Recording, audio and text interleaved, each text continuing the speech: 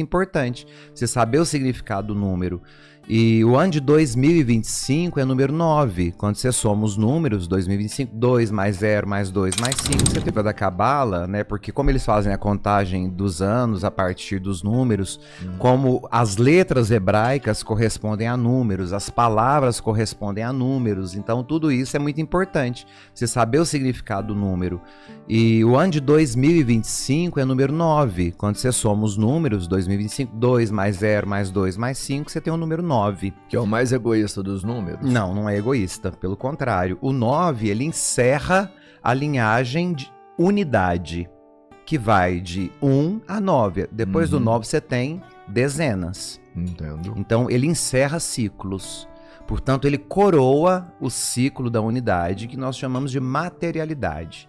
Então, tudo que é tangível, essa mesa é número 9, esse microfone é número 9, esse copo é número 9, quando a gente for pensar nesse sentido. Vou explicar por quê. Até falei sobre isso no vídeo que está no Instagram.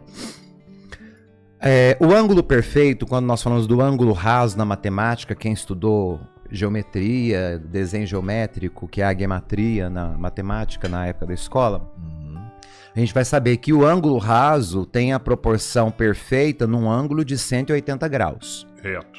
O ângulo reto. Então, quando nós falamos de 180 graus, nós vamos somar 1 mais 8 mais 0. Nós vamos ter o número 9. Se eu quiser duplicar este ângulo de 180, eu vou transformá-lo em 360 graus. 3 mais 6 mais 0, 9.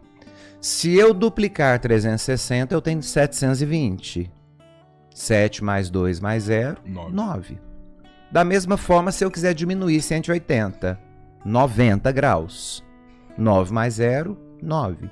Se eu reduzir 90 para metade, 45. 4 mais 5, 9.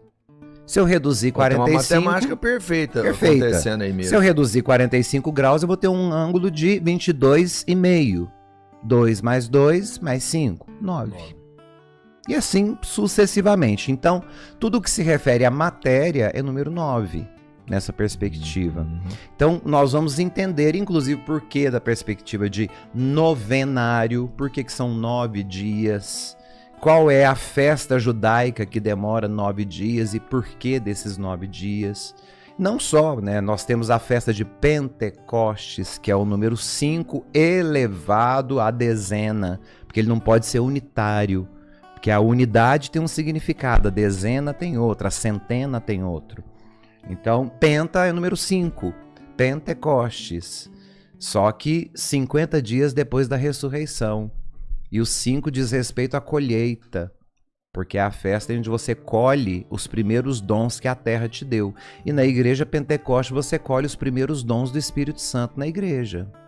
Então é a colheita dos dons daquilo que foi plantado pelo Cristo. O próprio número 33, que é a idade de Cristo. Né? Quem estudou um pouquinho aí de anatomia sabe que nós temos, para nos manter eretos, 33 vértebras. Então, para que o homem esteja de pé, ele precisa ser 33. E precisa cumprir aquilo que o autor sagrado diz: os que permanecerem fiéis até o fim receberão a coroa da glória. Coroa, a palavra vem do latim coroa, corona, que é cabeça. Cabeça, quando não se tem a pele, os músculos, quando não se tem nada, nós chamamos a cabeça de caveira. Jesus foi sepultado no monte Gólgota, palavra hebraica que significa caveira, ou seja, o ápice de Cristo é a coroa, é a cabeça. Por isso ele morreu na cabeça, ele morreu na coroa, a parte mais alta de tudo isso. E a coroa é o número 1. Né? Ela vem dentro de uma esfera daquilo que guarda todas as possibilidades espirituais. Então, dentro dessa perspectiva, nós temos muitas interpretações acerca dos números, que a gente conhecendo o mínimo vai nos dar um alicerce para compreender muito do que está escrito nos evangelhos. E com esse aprendizado eu consigo entender melhor o espaço-tempo ali, como foi feito? Consegue, se você se dedicar, você consegue entender melhor. Porque faz uma diferença você saber o contexto, espaço, tempo ali. Saber que o número 7 representa a perfeição, né? Que é a junção do número 4 com o número 3. Eu sempre achei a matemática a ciência mais divina de todas. Sem dúvida. Sempre achei. Quando você pega a gematria, você estuda, por exemplo, a proporção áurea, a sequência de Fibonacci, que são disciplinas medievais que são usadas até hoje, sobretudo na arquitetura, na engenharia. Fibonacci é a expressão da perfeição. É a expressão da perfeição, que Leonardo da Vinci, depois, quando decide fazer as suas grandes obras, ele vai criar, inclusive, o homem vitruviano, a partir da teoria de Vitrúvio. Aquelas obras da capela que você mostrou pro professor Daniel, professor Sabino, não lembro. Acho que foi pro Sabino. Tem Fibonacci naquelas obras também, da capela? Tudo é sequência de Fibonacci. Tudo. Naquelas obras. Todas. Estudaram todas. Todas. Por quê? Porque era uma ciência medieval pública. Então, quem estudava arquitetura e engenharia era obrigado a entender a sequência de Fibonacci, era obrigado a entender o que nós chamamos de proporção áurea. O que é a proporção áurea? Essa proporção do ouro, de ouro, né? Áurea, que é o número de Deus. Porque tudo que foi criado na natureza, ou seja, de forma natural, possui essas medidas. Né? A começar o desenho, né, da sequência.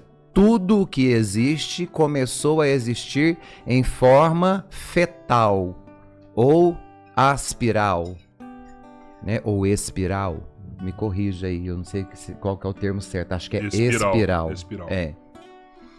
Então, essa forma, desde o feto humano, o feto de qualquer animal, o feto de qualquer vegetal, ali o brotinho da planta tem forma fetal. Então, ali você tem, dentro daquele desenho fetal, você vai ter a sequência de Fibonacci. Meus queridos, quero lembrar a todos que está à disposição de vocês na nossa plataforma digital o nosso curso Decodificando o Apocalipse. Para você que tem curiosidade para entender aquela linguagem, para entender os símbolos, os números, nós trazemos para você agora um material maravilhoso explicando tudo aquilo que hoje gera muita dúvida, muita incerteza. Então venha participar conosco dessa turma de mais de 4.000 alunos que já estão decodificando o Apocalipse e já conseguem ter uma leitura muito mais ampla e muito mais concreta deste livro tão intrigante e ao mesmo tempo tão maravilhoso. Eu espero por vocês.